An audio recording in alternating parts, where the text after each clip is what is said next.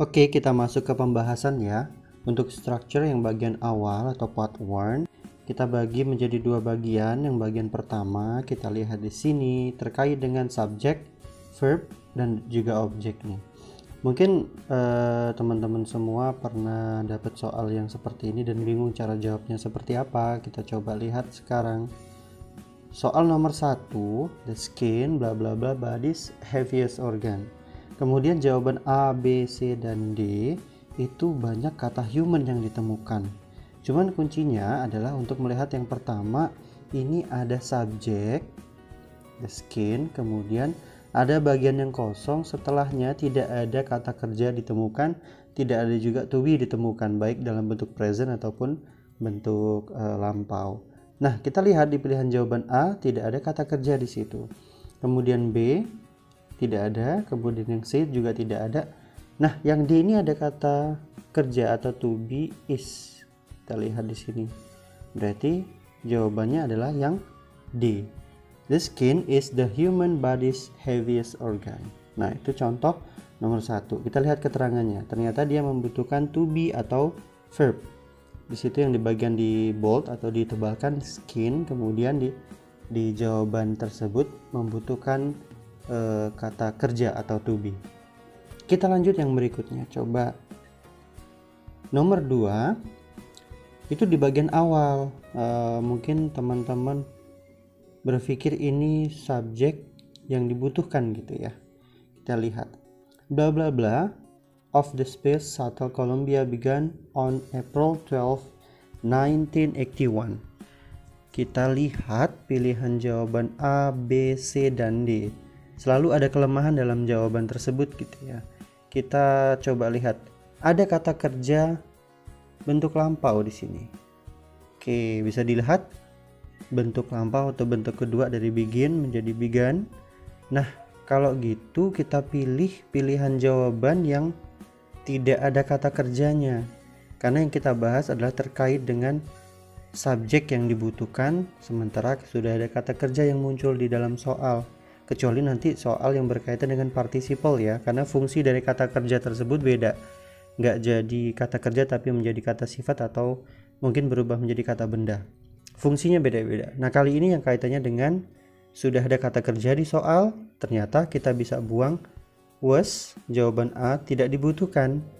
Nggak mungkin ada kata kerja atau to be yang muncul dua kali tanpa makna gitu ya. Harus ada syaratnya nantinya. Kemudian ada kata to be juga kita nggak butuhkan di situ. Tinggal antara B dan C. But kalau di awal kalimat for itu jarang ditemukan. Harusnya hanya kata the first flight. Kita lihat penjelasannya. Oke. Yang di bagian bold atau ditebalkan di situ ada kata began, kemudian jawabannya adalah yang B. The first flight of the Space Shuttle Columbia began on April 12, 1981. Need subject, membutuhkan subjek. Subjeknya adalah the first flight. Oke, mudah-mudahan bisa diterima penjelasan yang singkat ini. Berikutnya nomor 3, masih kaitannya dengan subjek, objek, dan kata kerja ya. Kita lihat nomor 3. The ancestor of bla bla bla live on land. Sementara jawabannya panjang banget nih. Cuman analisanya sama. Ada kata kerja nggak di situ? Kita lihat ya. Ada kata kerja yang pertama di sini. Oke, kalau sudah ada kata kerja di dalam soal untuk kalimat yang terkait dengan subjek, objek, kemudian kata kerja dan seterusnya, kita hindari pilihan jawaban yang menyediakan kata kerja juga yang sama ada kata kerjanya. Maka seperti biasa yang A ini bukan ya. Yang A bukan, kita coret. Kenapa? Ada kata were live. Iya sih bisa, ada syarat tertentu to be dengan kata kerja bisa bergabung. Mungkin dia continuous atau dia bentuk pasif nih, ya kan? Cuman kali ini nggak mungkin nih bentuknya pasif. Kenapa? Karena terkait dengan the ancestor of bla bla bla. Yang menjadi objeknya yang dibutuhkan adalah whales and dolphins. Di sini berarti bukan menggunakan bentuk pasif ya. Kemudian kita lihat yang A sudah nggak jadi pilihan nih. Yang C juga muncul ada kata were. Jadi setiap kunci jawaban pilihan jawaban itu pasti ada kelemahan.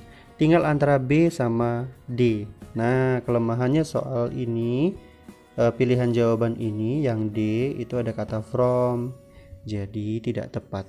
Yang tepat adalah jawaban B. The ancestor of whales and dolphins once lived on land.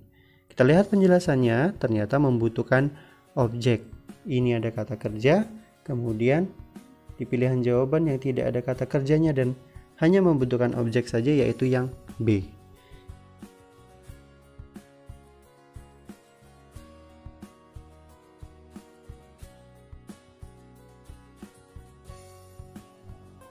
Oke, tadi kita sudah bahas 3 soal pertama untuk bagian yang A, subjek, verb, dan juga objek. Semoga bermanfaat ya, semoga penjelasannya bisa dimengerti. Sampai ketemu di video berikutnya. Terima kasih. Assalamualaikum warahmatullahi wabarakatuh.